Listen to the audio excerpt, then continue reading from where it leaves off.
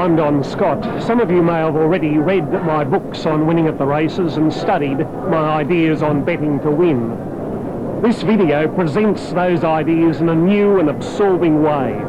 I hope you like it and profit by it.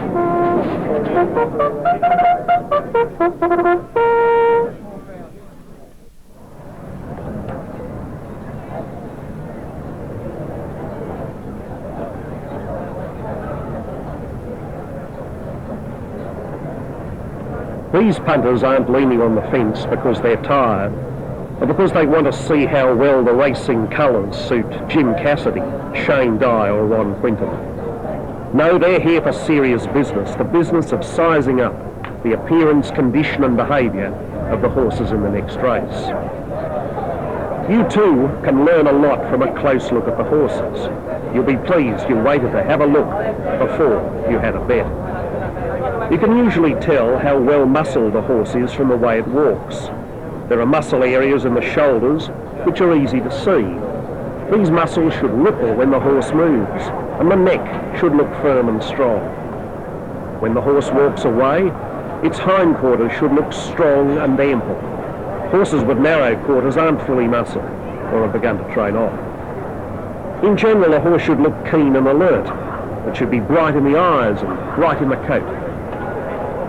Sweating's not a good sign. It suggests that a horse is short of peak fitness. Blinkers are very common these days.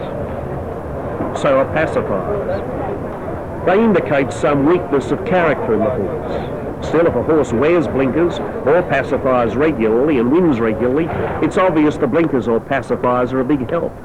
And horses wearing blinkers for the first time have a good winning record.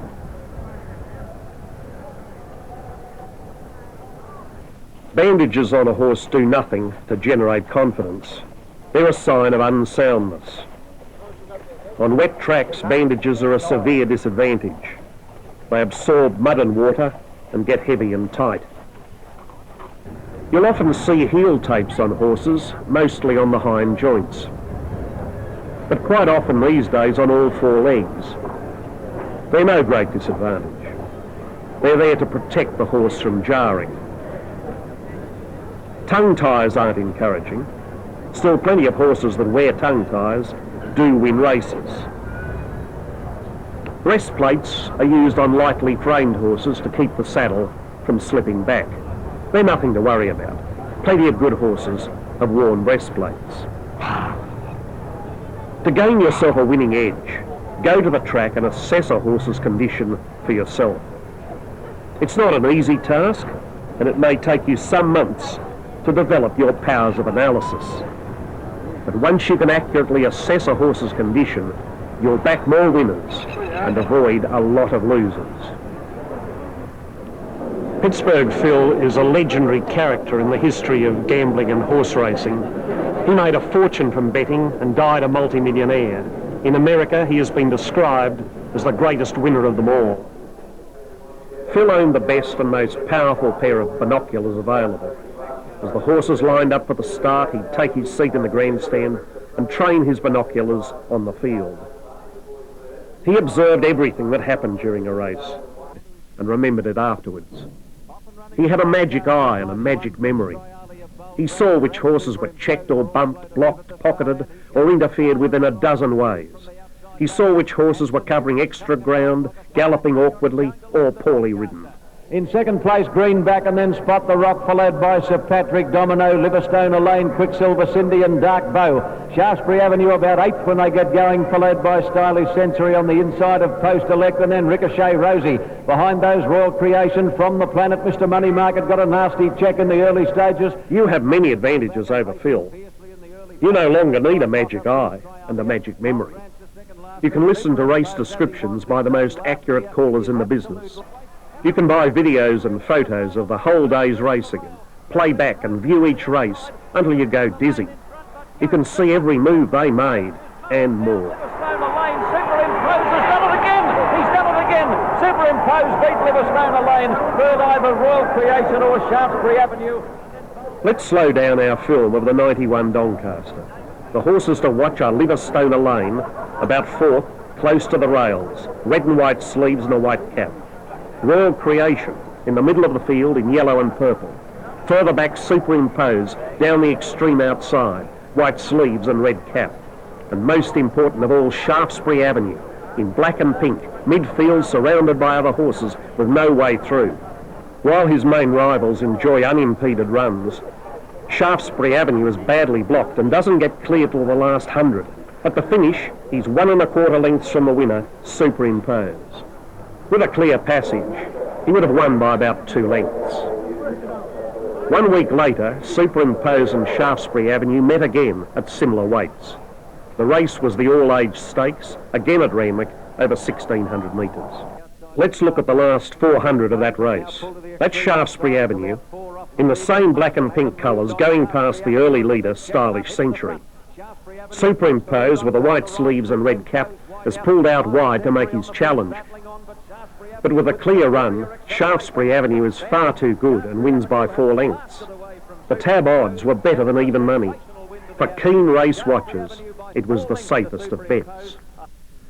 Clearly, it's very important to know if a horse was checked or blocked in running, and just how severe the interference was. Such knowledge will lead you to many future winners. A wide run is also a disadvantage. Take the 91 AJC Derby, where the New Zealander Surfers Paradise was a short price favourite. That's him, number 3, in the yellow and blue, out very wide. He drew a wide barrier, and unfortunately his jockey was never able to get him across, close to the rail. In fact, at the 800, he was even wider than at the start. Surfers Paradise is still wide at the home turn. Compare his run with number 2 Durbridge in the pink and purple. Durbridge is perfectly placed on the rails all the way to the home turn, covering no extra ground whatsoever. In the straight, his jockey eases him out and he holds off strong challengers to win well. After his hard run out wide, Surfers Paradise can't come on in the straight. That's him weakening, out of contention. At the winning post, he's a distant 6th, 8 lengths from Durbridge. Many race performances can't be taken on face value alone. You have to know all the circumstances.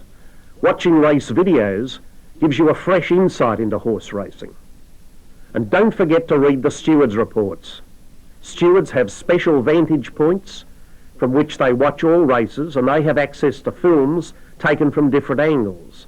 They'll tell you if a horse lost or twisted a plate, pulled up lame, got its tongue over the bit, if the saddle slipped or the jockey dropped his whip, or any of the 1,001 mishaps that can affect a horse's chance and excuse an apparently poor run.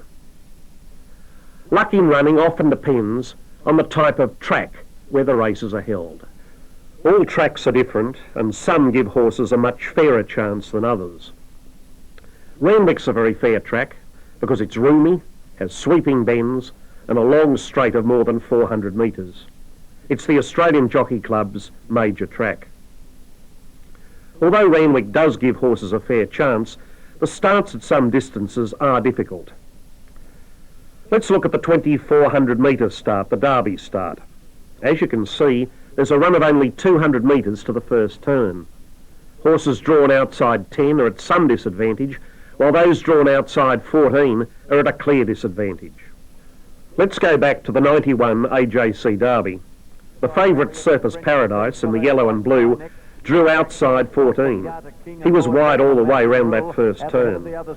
If he'd drawn inside 10, he'd have had a much better chance of getting close to the rail. The wide barrier draw ensured his defeat. In contrast, the 1,600 start gives horses a run of 500 metres to the first turn. Even in big fields like the Doncaster, jockeys can usually position their mounts so that they're not too wide on the first turn. So barrier positions here are less important than at the 2,400. One of the fairest starts at Randwick is from the 1,200. Here horses have a straight run of 800 metres to the home turn. The 1,400 start's more difficult. Races begin in a chute off the course proper with a short run to the first turn. Horses drawn wide at the 2,000 also have problems. Here races start in a chute at the turn out of the straight. Horses must cover the second half of the turn before they reach the back straight. Rose Hill is the Sydney Turf Club's main course. It has a circumference of about 2,200 metres and the straight is more than 400 metres long. An inside barrier is an advantage at most starts and is essential at the 11, 12 and 1,300 metre marks. The 1,200 is the start for the Golden Slipper, where races begin from a chute inside the course proper with a short run to a hairpin turn into the straight. Here the runners are on their way in the 91 Slipper. The field was smaller than usual. Even so, you can see the problems faced by jockeys on horses from a wide barrier. Watch Canonise wearing blinkers and a white spotted cap. He drew 11, and as you can see was forced to race wide. Terse in the maroon and yellow, and Big Dreams in the grey and white drew inside barriers and had much better runs. Terse goes on to win clearly, but Canonise would have made the finish very close from an inside barrier. Wins the Slipper. Terse beat Canonise. Third, Big Dreams. Fourth, Bionnet, who ran a... Canterbury is the Sydney Turf Club's second course. It has a circumference of only 1,500 metres and the straight is only 300 metres long. Despite many modifications in recent years, Canterbury is still a small, saucer-shaped track with sharp turns. It's a course for horses which can begin fast and hold a forward position all the way. Warwick Farm is the Australian Jockey Club's second course. It favours speedy gallopers who can be close to the lead. Horses coming from behind are often forced wide. Flemington has a circumference of more than 2,300 metres with a home straight of about 450 metres for all races beyond 1,200. The feature is a long chute, which is an extension of the home straight and gives horses in 1,000 and 1,200 metre races a completely straight run to the winning post. Flemington has one sweeping turn into the straight and one tight turn out of the straight. Despite its wide open spaces, there are several starts where a wide barrier draw is a serious disadvantage. Take the 2,500, the start for the Victoria Derby. There's a run of only 200 metres to that tight turn which takes horses past the 2,000. Horses drawn outside 9 are at some disadvantage and those drawn outside 13 are at a clear disadvantage. This is the start of the 1990 Victoria Derby. Watch the horses drawn wide and see how hard it is for jockeys to get across near the rail in this big field of 18. It's worth remembering that in this race, no horse drawn outside 10 finished in the first 6. Contrast the 2,500 with the 3,200 metre start, which is of course the Melbourne Cup start. There's a straight run of 900 metres to the first turn. They're off in the 1990 Melbourne Cup. Again, watch the horses drawn wide and see how much easier it is for jockeys to get across near the rail in this huge field of 24. Mr Booker drew 22 at the barrier and finished third in the Cup, little more than a length from the winner. So barrier positions here are unimportant. They're also unimportant at the 2,000, where horses have a straight run of at least 600 metres to the first turn. But barriers are important at the 1,600 and the 1,400 starts. At Caulfield, there's a rise along the back of the course leading to the 1,400 metre start.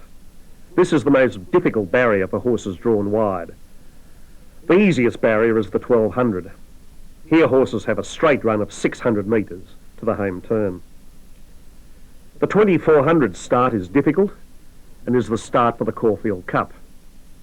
There's a run of only 300 metres to the first turn, so any horse drawn outside 10 is at an obvious disadvantage. Light goes on, racing.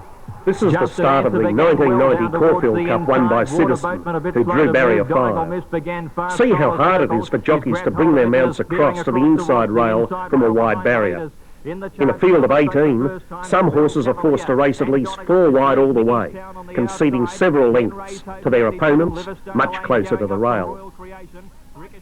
Let's switch now to the final stages.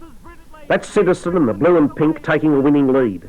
Water Boatman in the maroon and white finishes second just ahead of Shazura and Donegal Mist. They were the first four to finish, and they all drew inside barrier 11. At Sandown, there's a home straight and a back straight connected by two double turns. The hardest start for horses drawn wide is the 1200. Moonee Valley is a most unusual racecourse. It's shaped like a rectangle and has the shortest straight of any metropolitan track in Australia. Although the course is small and the straight is short, none of the barriers are really difficult. Each track has its own special characteristics. If you know your tracks, you'll find yourself backing more winners and fewer losers. You'll find diagrams and full descriptions of every major metropolitan and provincial racetrack in Australia in my latest book, Winning in the 90s. And my barrier position tables show you the exact disadvantage of a wide barrier. But no matter what the track, the best horses to back are class horses. I define class as extraordinary speed, acceleration, stamina, consistency, courage, and the will to win. Class is what all the best horses have. Better Loosen Up is a class horse. Here he is at Moonee Valley in the 1990 Feehan Stakes, run at weight for age, over 1,600 metres. In a field of 15, Better Loosen Up's 12th at the 800, an 8th on the turn. That's him ridden by Michael Clark with the black sleeves and cap. Here he comes with a devastating finishing burst to beat such good horses as Stylish Century, Our Westminster and the Phantom. It's truly a class effort. His next start was in the set-weight Turnbull Stakes, run over 2,000 metres at Flemington. He was well back early. In a field of 13, he was 10th at the 800 and 7th on the turn. But class horses like Better Loosen Up gallop faster and more efficiently than others. They accelerate the moment the jockey asks them. Weight doesn't stop them. Neither does bad luck in running. When conditions are all against them, they still give their best. They win and keep on winning. With 59 kilos, Better Loosen Up goes on to take the Turnbull from Royal Creation and Shazura. Next start, it was the Cox Plate, run over 2,040 metres at Moonee Valley. Flying home at the end of it. Can he then grab by Citizen? Better Loosen Up goes to Citizen. Better Loosen Up has taken the lead. And Better Loosen Up has won it from Citizen. And then the McKinnon Stakes at Flemington on Derby Day. Half length behind him. Clark has pulled the whip and Better Loosen Up and Stylish Century fight it out nose and nose. Better Loosen Up goes home the better. And Better Loosen Up has beaten Stylish Century by a long neck. You'd think that a class horse like Better Loosen Up would have started odds on in all those wins. In fact, he started at 5-4 against in the Feehan, 13-8 against in the Turnbull after touching 2-1, 2-1 against in the Cox Plate after 9-4 was freely available, and at 5-4 against in the McKinnon after keen punters had secured 6-4. So there's certainly plenty of value in backing a class horse. At the other end of the scale are horses who lack any semblance of class. Those horses are just donkeys. Even a brief burst of speed is beyond them. The least weight slows them down. Any mishap in running is a disaster. They're inconsistent and faint-hearted. They lose and keep on losing. Between the class horses and the donkeys are the moderates. Among these are a few horses with a bit more class than their rivals. They have slightly more speed, acceleration, stamina, consistency and courage, and more of the will to win. In moderate company, this slight edge in class makes them winners.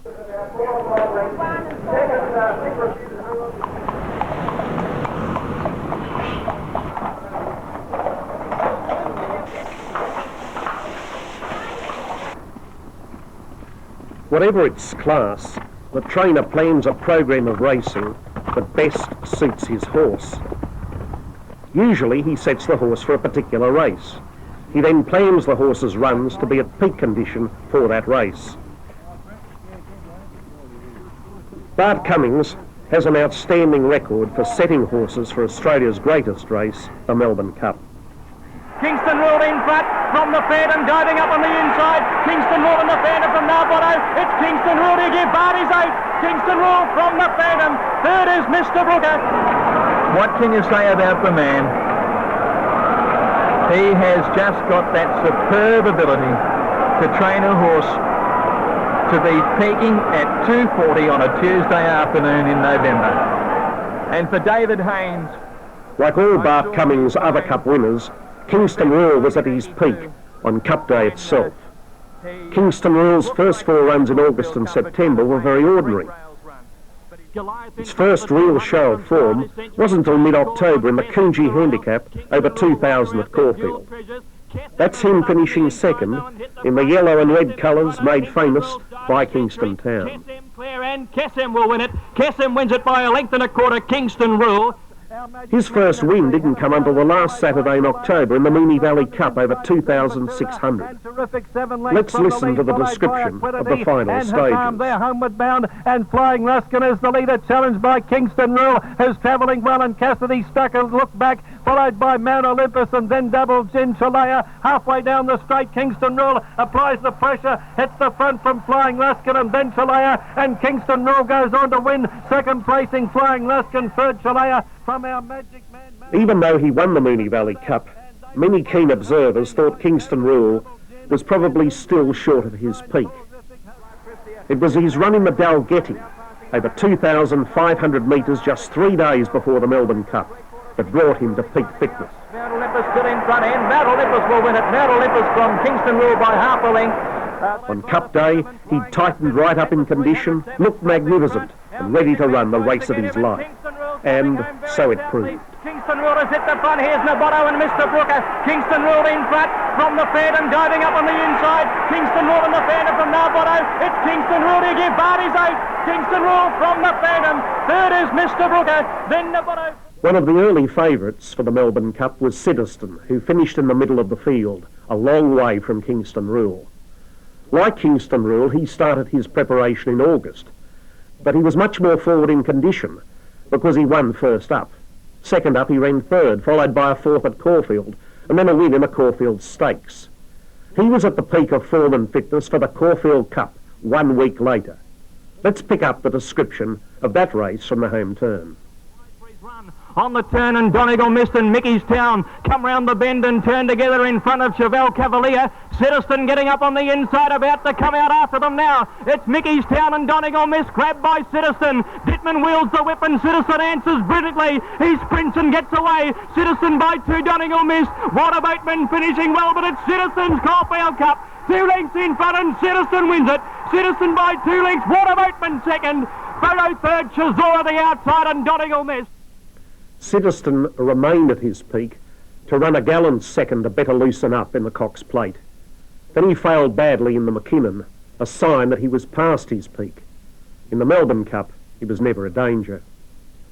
At some stage of its preparation, a horse begins to feel stress. Its fitness and zest for racing decline. The horse needs a spell. It's most important for you as a punter to know when a horse is at its peak and when it's past that peak. Most horses take 2 or 3 runs to get fit after a spell.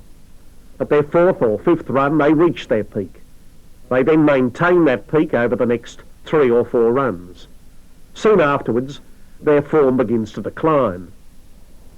Horses are brought to peak condition by track gallops as well as racing. To learn about a horse's progress, you should study the track reports in most daily newspapers and form guides. You'll always find a study of track work and barrier trials helpful in your assessment of a horse's fitness. At the same time, treat glowing track reports with caution. There's no substitute for proven race form. Most horses produce their best within a specific distance range. For example, there are brilliant sprinters that lack the stamina to win beyond 11 or 1200. Sprinters like With Me, the winner of the 91 Oakley Plate, run over 1100 metres at Caulfield. In that race, With Me drew the extreme outside in a field of 18. Superbly ridden by Malcolm Johnson, she was in the winning position on the turn. Watch for her in cerise and blue as we pick up the description of the final stages. And then came So Gay Paris in the straight now, and here's Paklani coming with a run. Coming with her is With Me, who's darted through on the inside, knocked good old Ted over. Street Ruffian and then wrap around, but With Me's dashed through on the inside to head Paklani in the last 100. With Me from Paklani and wrap around. Joanne late, but it's With Me. With Me scores by a length and a half. Paklani, I think, has run second. Joanne third, a nose to wrap around. With Me's best distance range is from 1,000 to 1,200. I wouldn't like to back her in anything much further, but there are strong sprinters who can win from 1,000 to 1,600. Take the New Zealander Mr. Tiz, who contested the Galaxy of 91, the major sprint at the AJC Autumn Carnival. Prior to the Galaxy, he'd won 7 races at 1,200, 2 at 1,300, 5 at 1,400 and 1 at 1,600. So he'd certainly displayed his versatility. Nevertheless, he was faced with the task of winning here over 1,100. In the big field, Mr. Tiz was a clear second last early. Watch for him in the tartan with the red cap. County's gone. It's With Me coming at Festal. Varicos is starting to charge home in third place, but getting close to home. Festal, With Me, Varicos, and look at Mr. Tiz. He's going to beat them all. Mr. Tiz, the New Zealander, has come from second last, and that's his real form today. Mr. Tiz with a blinding finish beat Varicos and Festal. Clearly, Mr. Tiz is a horse to back at any distance from 11 to 1,600. Then there are the milers, whose pet distance is, of course, 1,600 metres. Remember that hero of the early 70s, the Grey Gun Sind. He started 54 times for 29 wins. He started 6 times in 1,600 metre handicaps and won 5. Although he was placed in the Melbourne Cup, his best distance range was 1,400 to 2,000, with 1,600 his specialty. Genuine stayers excel at distances from 24 to 3,200 metres. In the autumn and winter of 91, Just a Dancer proved himself to be a 3,200 metre specialist. Here he is winning the Sydney Cup. Phil the Bill takes the lead. Now Castletown and Just a Dancer down the extreme outside. Just a Dancer has grabbed them quickly. Just a Dancer on the extreme outside takes the lead, 100 out in the Sydney Cup, and he is sprinting right away from them. Just a Dancer is killing them now. With every stride he goes further ahead, and Just a Dancer wins the Cup in a trot, won by 4 lengths to Castletown. And here he is winning the Brisbane Cup 2 months later. Just a Dancer on the outside coming after them. He's probably got his nose in front. Just a Dancer. Just a Dancer in front of Spring Thor. Just a Dancer coming away from Spring Thor. Then Equidity and Donegal Miss, but Just a Dancer. He's too good. Just a Dancer first. Spring Thor and Donegal Miss in a Fado second. 2 champions who produced their best at any distance were Phar Lap and Tulloch. Phar Lap started 51 times for 37 wins over distances from 1,200 to 3,200 metres. Tulloch started 53 times for 36 wins at distances from 1,000 to 3,200. These examples make it clear that apart from those 1 in a million horses like Phar Lap and Tulloch, horses perform best within a specific distance range. Beware of horses attempting distances that are too long or too short. Always check the form guide to find out a horse's best distance and its consistency. The average winner is a horse that wins 1 race in 6. A consistent horse has a higher winning percentage. Winners go on winning and losers go on losing. As we've already seen, Better Loosen Up has proved himself a real winner. After this win in the McKinnon, he went on to win against the best in the world in the 1990 Japan Cup. If you back consistent horses all the time, you'll find it much easier to win. As Pittsburgh Fool used to say, winners repeat frequently, while the defeated are apt to be defeated almost continuously. As well as knowing your horse, you must also know your jockey. The best jockeys ride their mounts with great vigour, use the whip to maximum effect and maintain a perfect balance. They also have flair, imagination and an abundance of natural talent. Such a jockey is Shane Dye. Let's see him in action. This is the 91 Diners Club Cup at Rose Hill. The horse to watch is From the Planet, ridden by Shane Dye in the blue and yellow. He's well back on the turn, hemmed in near the rail, blocked for a run. In a split-second decision, Shane takes a needle-eye opening and snatches victory right on the post. So Moses will want to be confident, and Thrifty Reserve is coming at them. Tessum tackled and headed by Royal Creation from the Planet, and Thrifty Reserve are charging at Royal Creation from the Planet. From the Planet has dropped out of the sky. It's another one to RS Dye. Let's slow down the action. The horse in the centre is Royal Creation in the yellow and purple, and out wide is Thrifty Reserve in the red and lilac. All three place getters were well ridden, but Shane showed exceptional skills to land his mount the winner. Not only did he show vigour and perfect balance, he also showed plenty of flair and imagination, and more than anything else, the ability to make the right split-second decision. From the Planet was Shane's fourth winner for the day, and the day, of course, was Golden Slipper Day 1991. In the first, he was on West Dancer, paying better than 6-1 on the New South Wales tab. That's him in the grey and red, third on the rail. The horse to beat is Festal with the red cap, now taking the lead and looking the likely winner. But Shane, showing his exceptional flair, which borders on genius, finds a run between horses and gets up on the inside of Festal. At the finish, it's West Dancer and Shane Dye by half a head. Charging through on the inside of Festal, West Dancer put his head in front near the line and wins at a nose to Festal. The other's chief headhunter. His second winner was Terse, the 4-1 second favourite in the slipper. It was a different ride from West Dancer, but it was a ride to give his mount every chance. Sitting quietly in the early stages, he had Terse seventh on the turn.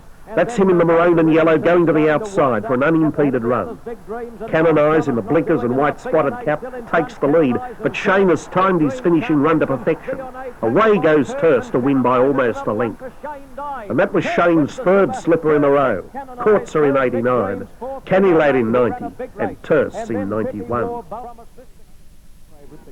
Compare his other winning rides with his ride on Dr. Grace in the BMW. This was over 2,400, twice the distance of the slipper. But he finds himself in front at the end of 100 metres. In second place, Shazora. Dr. Grace now moves to second on the outside. Siddiston drops onto the rails fourth and immediately gets off the bit and relaxes. A bit more than two to... There was no question of restraining his mount back in the field. In the black and white, he takes Dr. Grace straight to the front and dictates the pace. It was a ride reminiscent of George Moore, the best judge of pace I've ever seen. A new role, and the all-conquering Shane Dye has taken Dr. Grace to the lead over the 1800. On the home turn, Dr. Grace is still the leader. It's here that Shane asks him for a real effort, and he dashes clear of Centro and Chazora. Siddiston and Beedman has to wrestle him across the heels of that horse. At the 300 mark, Dr. Grace again beat off Centro. Little Chazora down the outside might be the danger. And over the last 200, Chazora challenges strongly, but after his easy run in front, Dr. Grace has enough in reserve to hold her off. Derby winner, and Dr. Grace leads most of the way to win the BMW. Second, Shazora. Shane's mount in the last was sailproof. That's him in yellow and blue beginning a strong run through the field. Native Neptune, ridden a perfect race by the Melbourne jockey Stephen King, has a clear lead. Showing all his skill and vigour, Shane looks certain to win. But Stephen's not to be denied. It's a two-horse and two-jockey war, with both horses responding to the desperate urgings of their riders. A photo finish. Finally, the judge declares for Native Neptune, and Shane Dye has to be satisfied with 4 winners and 1 second for the day. For Stephen King, it was his second winner. Earlier, he'd scored on Durbridge in the Tulloch Stakes. Siegfried in one stride, and he's racing away to win it easily. He's too good, Durbridge, a great win in the Tulloch. Siegfried... There were 2 other splendid winning rides that day. One was by Ken Russell on All Mine in the Storm Queen Stakes. Ken had his mount in a winning position all the way. The other was by Mick Dittman on Ricochet Rosie in the Queen of the Turf Stakes. On the rail all the way to the turn, he got a split between runners to win in devastating style. Rosie trots in, won by more than 2 lengths to Argyle Cut. Tasuti has run third, and then Twiglet, Quicksilver, Cindy, Ice Cream Sunday, Deep Pile Seat. I have a method of rating jockeys. Under this method, the jockey with the lowest rating is the best. This is because the best jockey gives his mount every possible chance. He's the least possible handicap to a horse. Despite my comments about George Moore and Shane Dye, there's no absolutely perfect jockey. However, there are jockeys who come close. You can study my jockey ratings in my book, Winning More. I suggest you compile your own ratings. Base them on the number of times they ride, the number of wins, the starting prices of their rides, and your evaluation of a jockey's flair, imagination and natural talent. But don't forget that a few apprentices with rare ability will improve very quickly. Darren Gauci was one whose talents I spotted at his first winning ride. Back in 1983, I badly underestimated a jockey and a horse. It was the Melbourne Cup, and I backed Noble Comment at long odds for a small fortune. My second selection was Mr. Jazz, and I'd coupled them both in plenty of quinellas and trifectas. A horse I hadn't backed was the New Zealander Kiwi, ridden by New Zealand jockey Jim Cassidy. Coming to the turn, Kiwi was last in the field of 24 and apparently conceding an impossible start. In the field then around the outside came Homemade, followed by Fountain Quarter, and they're bunching right up on the home turn. Many chances now. Mark Bogle is tackling Larkacott down on the inside. Kiamari is there, and so is Triumphal March, and finishing very fast now down the outside. Mr. Jazz is coming home very hard, and they're followed by Toujours Mio below, so Fountain Court followed further back by Just a Dash. 250 metres left. 200 from home, Noble Comment was contesting the lead with Mr. Jazz, and the dollar signs were exploding like firecrackers in my head. Noble Comment on the inside, and Mr. Jazz. Noble Comment takes the lead. Kiwi will beat them all. It's come from last. Kiwi's won the Melbourne Cup. A blistering performance. Kiwi coming from second last to beat Noble Comment and Mr. Jazz. Jim Cassidy certainly knew the ability of his mount. But at that time, I didn't know the ability of Jim Cassidy. Kiwi cost me a fortune. 8 years later, I can still feel the pain. It's a lesson we can all profit from.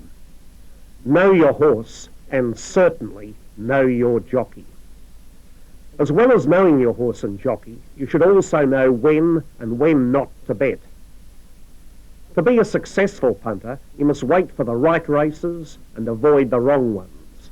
The right races are those in which you depend very little on guesswork and have plenty of evidence and solid facts to support your judgment.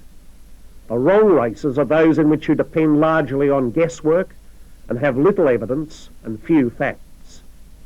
Above all, concentrate on the races in the area where you live. It may be fun to try to pick the winner of 30 or 40 races throughout Australia on a Saturday afternoon, but it will not be profitable. The best races to bet on are for top-class horses at set weights. Here the best horses have a clear weight advantage because the handicapper cannot use his discretion in framing the weights. What's more, top-class horses have an abundance of speed, stamina and the will to win. They are the most consistent horses racing and have the most predictable form. Let's go back to Better Loosen Up's win in the McKinnon Stakes. The interesting point is that he paid as much as $2.40 for $1 on the tab, despite the fact that he'd won his previous 3 races, including the Cox Plate. The only other horse solidly backed was Stylish Century, who tried to lead most of the way.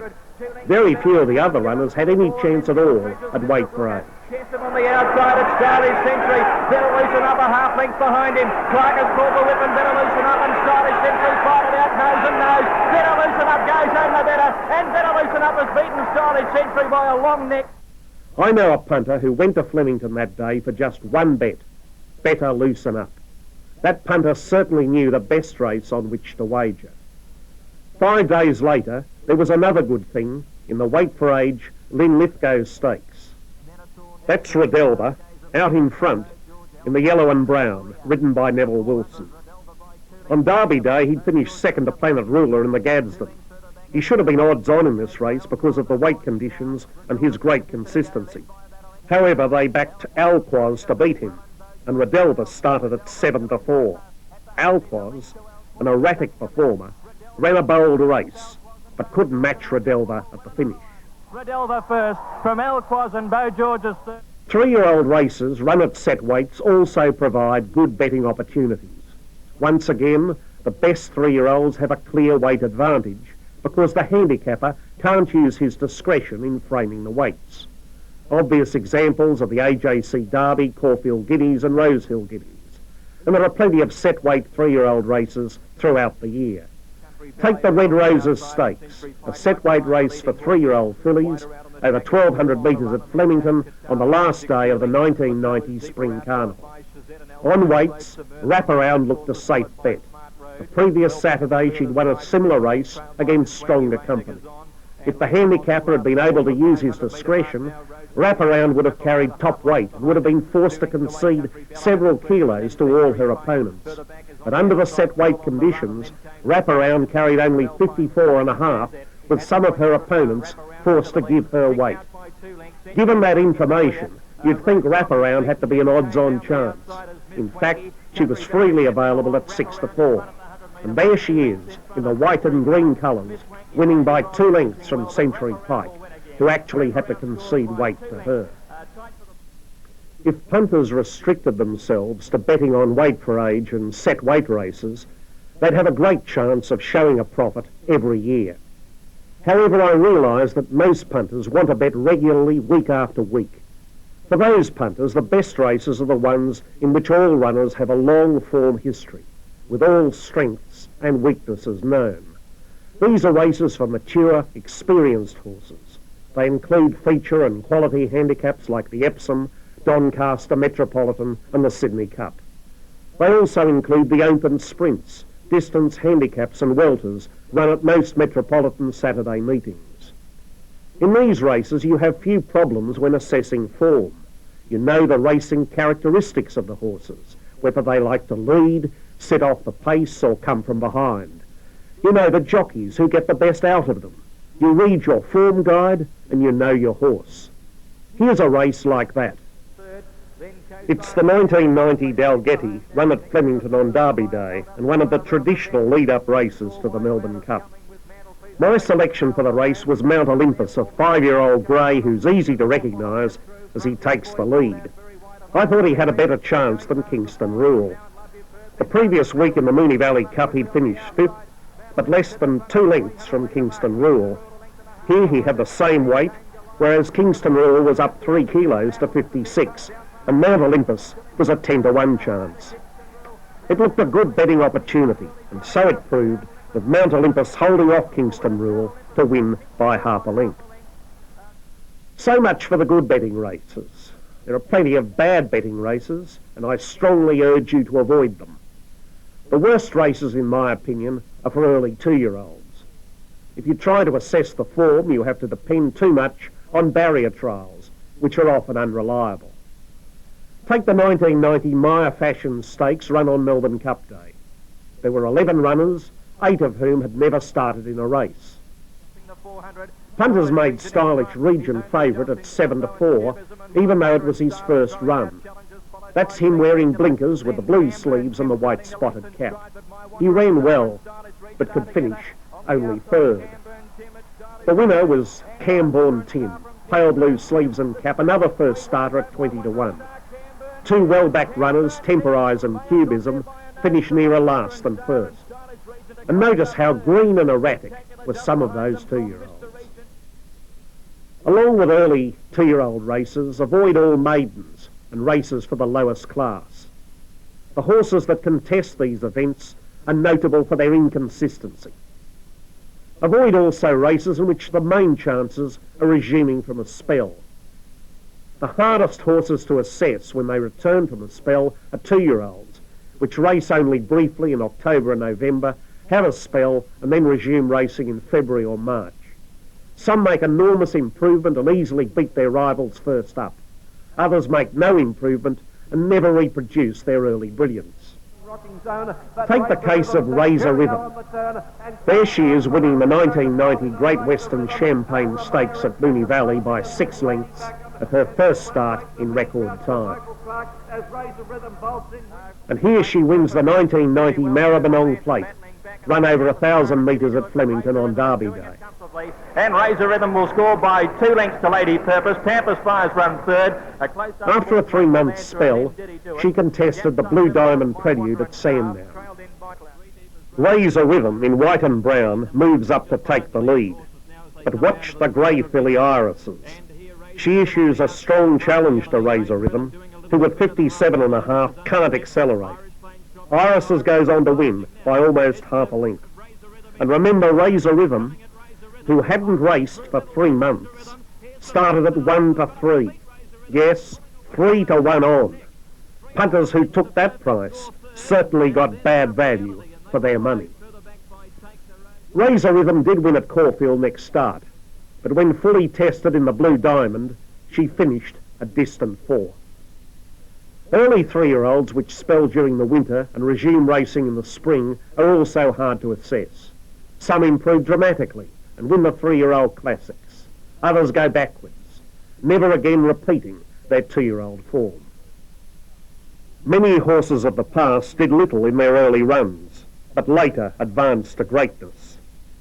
Take that champion of 60 years ago, Peter Pan. At his only start as a 2-year-old, he was unplaced. As a 3-year-old, he won first up at 1600 and went on to win 4 of his next 5 starts, including the AJC Derby and the Melbourne Cup. If the improvement of champions is hard to calculate, so is the improvement or deterioration between spells of hundreds of lesser horses. If you look through your form guide and find races in which several of the runners are resuming from spells, forget those races. They're just too big a risk. You should also avoid races in which the main chances are attempting a longer distance for the first time, like the Victoria Derby. Here's the field for the 1990 Derby on the turn into the straight. The favourite, Kenny Ladd, was the class horse, but he hadn't raced beyond 2,000 metres. The extra 500 here tested his stamina. You won't see much of Kenny Ladd because he finished 10th. The leader here in the orange is the maiden galloper Fire Oak, a 16 to 1 chance. Like Kenny Ladd, he hadn't raced beyond 2,000 metres. Still, over this longer course, he proved his quality. The big challenge came from Centro, a 25 to 1 chance. Fire Oak prevails and loses his maiden status by winning a Victoria Derby. Centro, nothing between them. Fire Oak has his nose in front. Centro runs, bobbing finish. Centro and Fire Oak, I can't separate them, a bobbing finish. The point is, none of the main chances had raced beyond 2,200 metres, and most hadn't raced beyond 2,000. It was sheer guesswork trying to pick the winner. Some brilliant horses just can't stay. However, you don't know their staying ability or lack of it until they're tested at a longer distance. Champion horses of the past, like Ajax, Winona Girl, Vane and Baguette, were all non-stayers. And remember Luskin Star. But here comes Luskin Star. That's him scoring a brilliant win in the 1977 Golden Slipper. Luskin Star won 10 of his first 12 starts, at distances up to 1,600. Tried over 2,050 metres in the Cox Plate, he started favourite at 7 to 4 and was unplaced. He won 3 of his remaining 4 starts, but at distances no further than 1,500. If champion horses behave unpredictably when suddenly advanced in distance, average horses behave even less predictably. If the main chances in a race are new to the distance, forget the race. You'll be relying on guesswork, not facts, and most of the time you'll be wrong. Try to be selective when you place your bets. Give yourself the maximum chance of winning. Bet on the right races and avoid the wrong ones. And if you're really serious about winning, go to the track to place your bets. The punters who go to the track have many advantages over the stay-at-home punter. They can inspect the horses as they parade and make their own judgment of a horse's fitness. They can study the bookmakers' prices, watch all the betting moves, and get the top odds for their selections.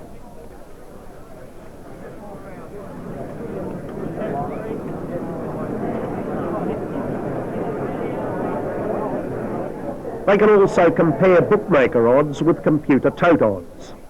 Watching the changing tote odds, especially in the last few minutes of betting, can be a profitable exercise. The odds in a betting market are different from the odds in games of pure chance like roulette. In horse racing, the probability that a horse will win cannot be calculated mathematically. In roulette, the true probability about a colour or number coming up can be calculated. What's 5-inch way 4? Thanks. Number 4, James. What's more, in horse racing, the odds change. The odds about the favoured horses shorten, and the odds about the unfavoured horses lengthen. 5-inch way odds beginning. Odds beginning, 5-inch way 16, Brady to 5-inch way, ticket 89, thank you. In roulette, no matter how much money is bet on one colour or number, the odds remain the same.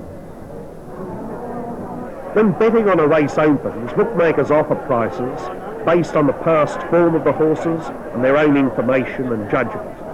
They cannot calculate the odds with certainty. If they're wrong in their opening prices, punters can obtain an overload.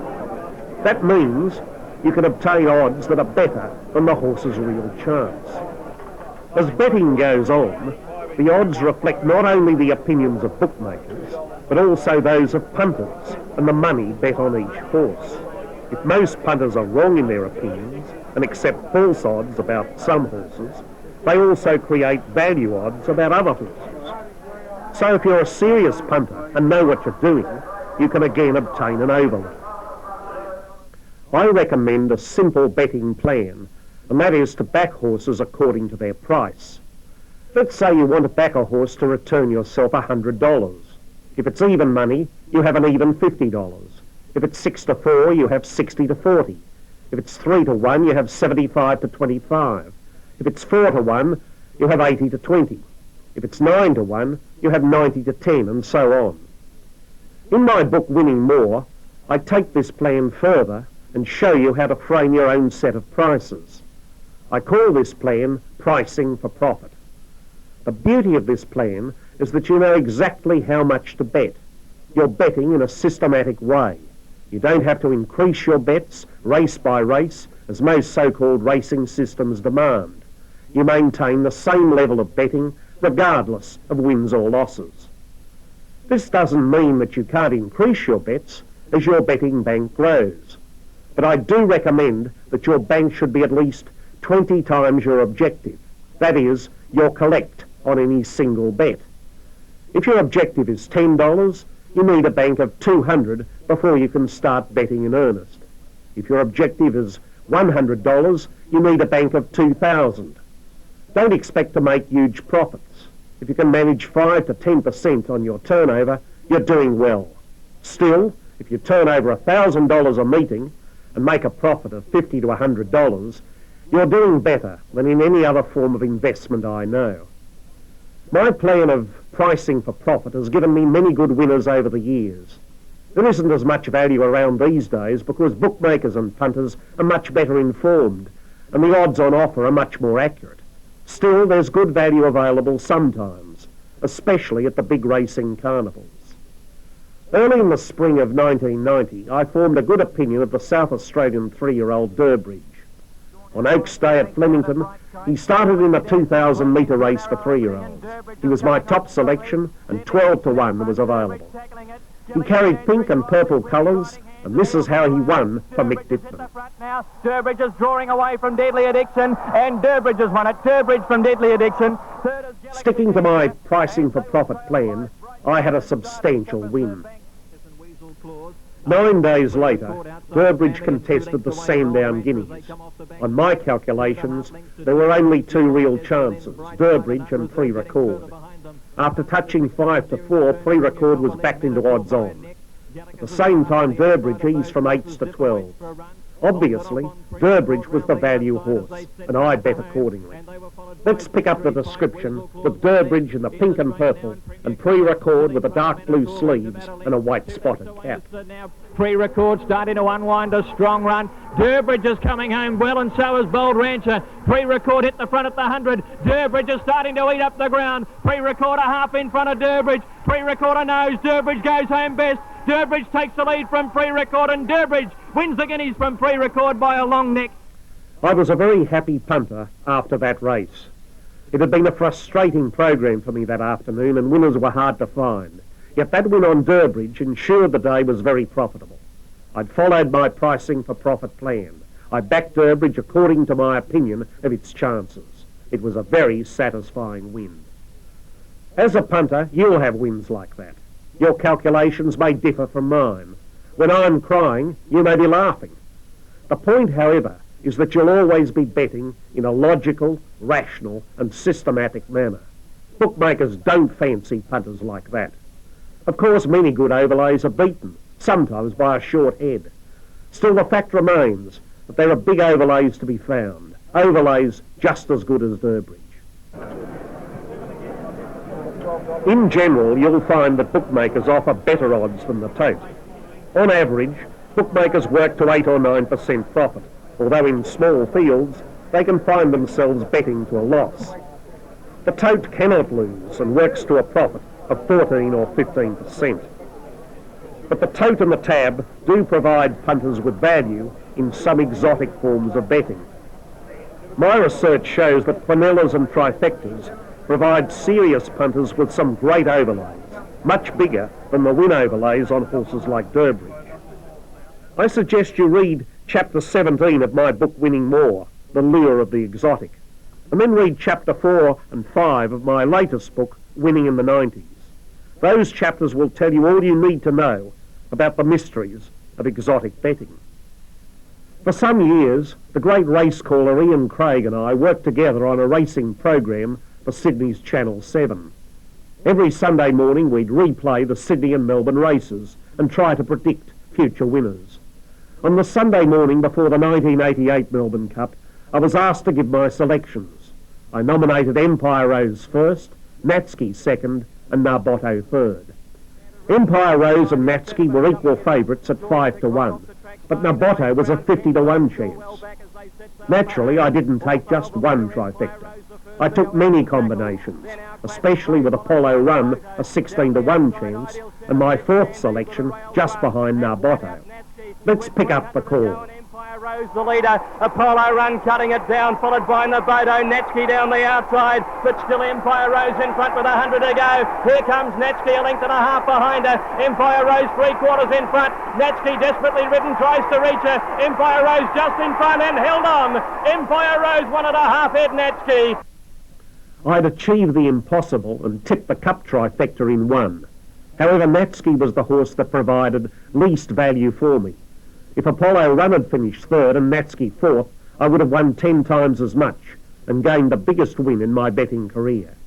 And for a few strides in the straight, that win looked a real possibility. If you're a serious, dedicated punter, you have the chance of a big win in exotic forms of betting like the trifecta. Such a win can transform your whole betting career, and you'll have achieved that win not through sheer luck, but through your own skill. Apart from the money won, that sense of achievement is a wonderful feeling.